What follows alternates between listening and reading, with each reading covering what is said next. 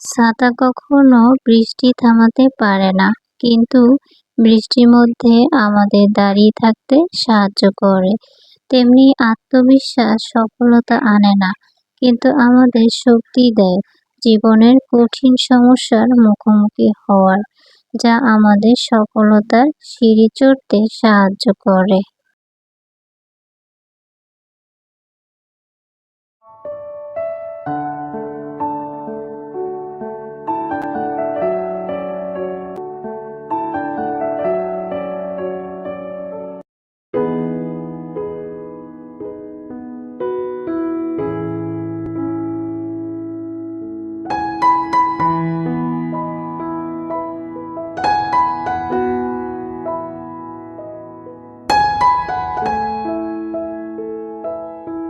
আসসালামু আলাইকুম, আমি সালমা গাজীপুর থেকে বলছি। সালমা কিচেন ব্লগে সবাইকে স্বাগত জানাই। কাছে এবং দূরে, দেশ ও দেশের বাইরে যে যেখান থেকে আমার ভিডিও দেখছেন, আশা রাখি আল্লাহর রহমতে ভালো আছেন, সুস্থ আছেন। আলহামদুলিল্লাহ, আমরাও ভালো আছি। আবারও চলে আসলাম আপনাদের মাঝে আরো একটা সুন্দর ভিডিও নিয়ে। আশা রাখি আজকের ভিডিও আপনাদের কাছে ভালো লাগবে, আর ভালো লাগা থেকে লাইক দিয়ে শুরু থেকে শেষ পর্যন্ত থাকবেন আশা রাখি। আজকে ভিডিওটি শুরু করেছি সকাল 10টা থেকে। তো এখানে কিছু পিন ছিল, আমি ঈদ শপিংয়ে গিয়েছিলাম, পিনগুলো রেখে দিয়েছিলাম বোরকা খুলে। তো শপিংয়ে গিয়ে না কিছু কিচেনের জন্য কেনাকাটা করেছিলাম, এগুলো একটু আপনাদেরকে দেখিয়ে দিচ্ছি। এখানে 2টা কালারিং প্লেট রয়েছে, আমার খুব প্রয়োজন ছিল, নিয়েছি। আর এই প্লেটটাও নিয়েছি। এগুলো হচ্ছে মেলামাইন প্লেট, আসলে দেখে মনে হচ্ছে প্লাস্টিক না। আর এই যে এখানে 2টা বাটিও নিয়েছি আমার কিচেনের প্রয়োজনে আর কি, কিচেনে কাজ করার জন্য। আর একটা চামচ নিয়েছি, তো এটাও কিন্তু মেলামাইনের। আর একটা চিমটা নিয়েছি, গরম জিনিস তোলা যায় এজন্যে। আর এই যে এই চামচটাও নিয়েছি, সাথে আরো 2টা চামচও নিয়েছি। তো এগুলো আর কি পছন্দ হয়েছিল তাই নিয়ে নিয়েছি। আর আমার সবচেয়ে পছন্দের কালারের এই যে সোনালী কালারের একটা চামচ, এটাও আমি নিয়ে নিয়েছি। ঈদের কেনাকাটার জন্য 2 দিন মার্কেটে ঘুরলাম, নিজের জন্য মন মতো তেমন কিছু পাইনি, তবে যা পেয়েছি সেটাই নিয়েছি। পরবর্তীতে ইনশাল্লাহ অবশ্যই শেয়ার করব। তো আমাদের ঈদের কেনাকাটা আলহামদুলিল্লাহ অনেকটাই শেষ হয়ে গিয়েছে, টুকিটাকি কিছু জিনিস রয়েছে। তো যাই হোক, এরপর আমি কিচেনে চলে আসলাম।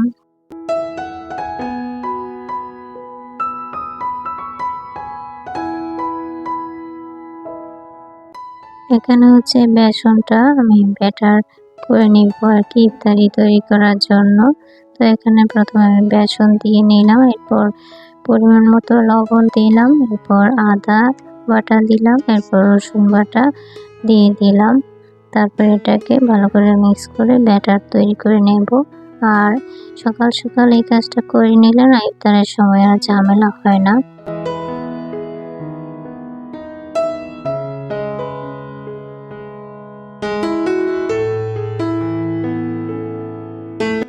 আমি বেশ দেরি করে এবার ভিডিওটা দিচ্ছি, তো আমার কিছু আপু হয়তো অভিমান করে বসে আছে কেন ভিডিও দিচ্ছি না। আসলে ভিডিও করার সময় পাই নাই, আর ভয়েস দেওয়াটাও দেরি হয়ে যায় আমার, সব সময় তো এটা সমস্যা। তার কারণে আর কি ভিডিও আপলোড দিতেও দেরি হয়ে যায়।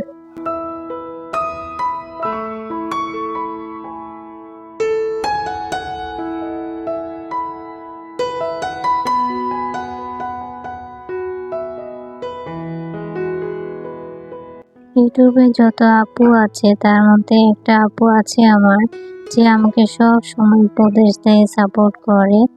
তো সেই আপুর কে অনেক অনেক ভালোবাসার ধন্যবাদ জানাই, যে কেউ থাকুক বা না থাকুক, আমার সেই আপুটা আমার ইউটিউব চ্যানেলের শুরু যখন হয়েছে তখন থেকে এখনো পর্যন্ত আমাকে অনেক বেশি ভালোবাসা দিয়ে আমার পাশে আছে। আপু, তোমাকে অনেক অনেক ধন্যবাদ।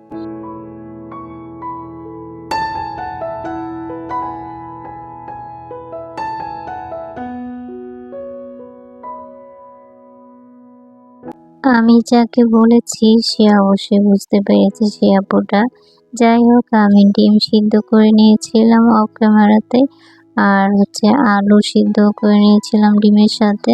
তো ডিমগুলো ছিলে এখন এই যে কেটে নিয়েছি, আর আলুগুলো কিন্তু আমি অফ ক্যামেরাতে ভর্তা করে তারপর আলুর চপের যে শেপ সেটা দিয়ে নিয়েছি। এখন এগুলো সব রেখে ফ্রিজে রেখে দেব, আর তারপর ইফতারের আগে ভেজে নেব। আজকে আমি আমাদের ইফতারটা কিভাবে আমরা করি সেটাই শেয়ার করব।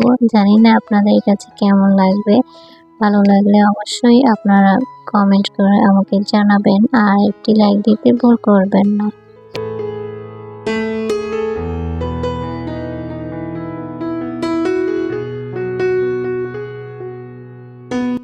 এখন আমি তেল ভরে নেব বোতলে। বোতলে তেল শেষ হয়ে গিয়েছে, আর আমি কিন্তু গত কয়েকদিন ধরে না বড় বোতল দিয়ে রান্না করতেছিলাম।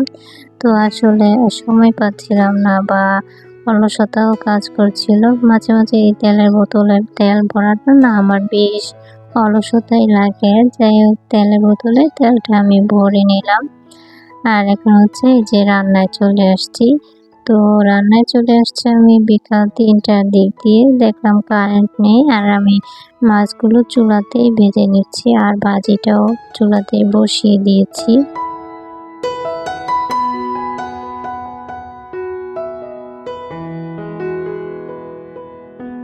অন্যদিকে কারেন্টটা তখন চলে এসেছিল, আর তখন আমি এই যে কারেন্টের চুলাতে তরকারিটা বসিয়ে দেওয়ার জন্য এখানে রেডি করে নিচ্ছি। তেল দিয়ে পেঁয়াজ ভেজে নিচ্ছি, এরপর মশলা দিয়ে মশলা কষিয়ে তারপর সবজিটা দিয়ে দিব আর কি। আমি কিন্তু সবার ভিডিওই দেখে নিয়েছি। গত আমার ভিডিওতে যারা কমেন্টস করেছে প্রত্যেকের ভিডিও দেখে নিয়েছি।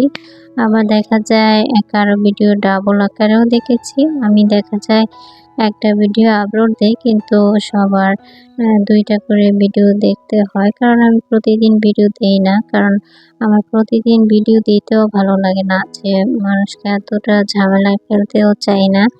তো যাই হোক, যারা আমার ভিডিওটি দেখবেন আশা করি ফুল ওয়াচ করবেন আর একটা লাইক দিবেন।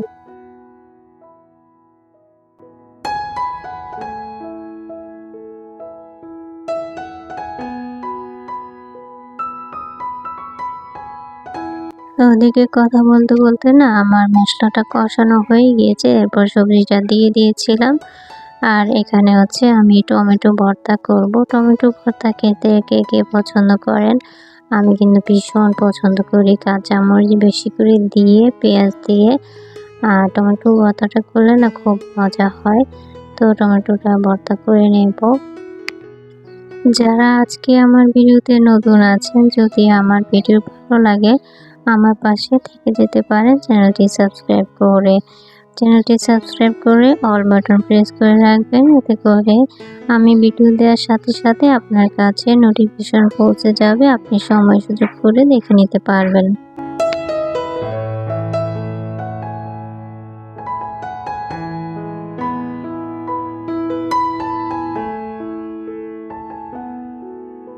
আমি ২৪ ঘন্টা পর আপনার কাছে পৌঁছে যাব ইনশাআল্লাহ। ২৪টা ঘন্টা আমার জন্য অপেক্ষা করবেন। কেউ সাবস্ক্রাইব তুলে নেবেন না, এটা আপনাদের কাছে অনুরোধ রইল। আমি ২৪ ঘন্টা পর যে কোনো মুহূর্তে পৌঁছে যাব, ভরসা রাখতে পারেন। আর এখানে আমার তরকারিটা প্রায় হয়ে গিয়েছিল। তো মাছ ভাজাগুলো আমি এখন দিয়ে দিয়েছি। আর এখানে আমি অফ ক্যামেরাতে ইফতারিগুলো রেডি করে নিয়েছি। যেহেতু গত ভিডিওতে ইফতারি বানানো দেখিয়েছি, তাই আর দেখালাম না। আর ফলগুলো গুছিয়ে নিয়েছি, শসাগুলো সাজিয়ে নিয়েছি। আর এই যে আমার গেস্ট রুমে চলে আসছি, এখানে আমরা সবাই মিলে ইফতার করব। তো এই যে ডিশের মধ্যে বুট, পেঁয়াজ, কাঁচামরিচ, ধনেপাতা রয়েছে। এখন ইফতারের সময় হয়ে গিয়েছে, আজান দিয়ে দিয়েছে। তো আমরা এখন ইফতার করব। আমার হাজব্যান্ড এই যে প্রতিদিন না, যেদিন আর কি আমরা মুড়ি খাই, সব কিছু দিয়ে একসঙ্গে মিশিয়ে সবাই মিলে এভাবে একত্রে খাই। তো আমাদের এইরকম ইফতার খাওয়াটা আপনাদের কাছে কেমন লাগলো অবশ্যই জানাবেন।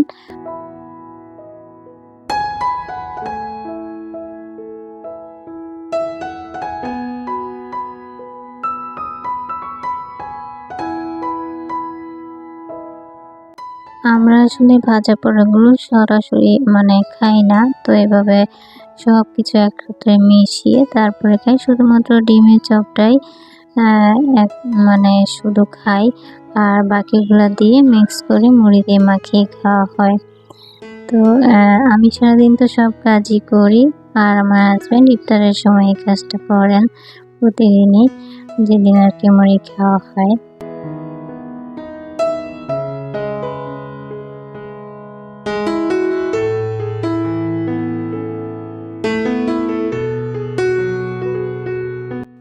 জানি না আমার ভিডিওতে এখনো পর্যন্ত কেউ আছেন কিনা, যদি থেকে থাকেন লাইক দিতে ভুলে যান, প্লিজ লাইক দিবেন আর সুন্দর একটি কমেন্টস করবেন। আপনাদের কমেন্টস ও লাইক আমাকে পরবর্তী ভিডিও তৈরি করতে অনেক উৎসাহ দেয়।